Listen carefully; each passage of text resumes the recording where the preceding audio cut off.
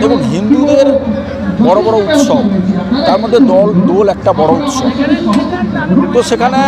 আমরা দোলে যেভাবে রং খেলায় জড়িয়ে পড়ি, দোল উৎসব পালন করি, সেই জায়গায় আমাদেরও যারা আগামী দিনে দোলে অংশগ্রহণ করবেন তাদের কাছেও আবেদন করব যেন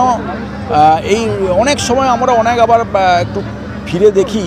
যে অনেক সময় অনেক সমস্যার সৃষ্টি হয়ে যায়, তৈরি হয়ে যায়, কিন্তু সেটা আমি সকলের কাছে আবেদন করব যে না,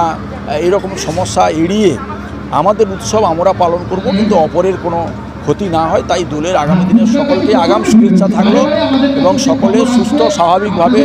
থাকুক এবং তাদের জীবন কাটুক, এবং আমরা দোলের মতনই পালন করব, এই আশা এলাকার মানুষের কাছেই রাখি।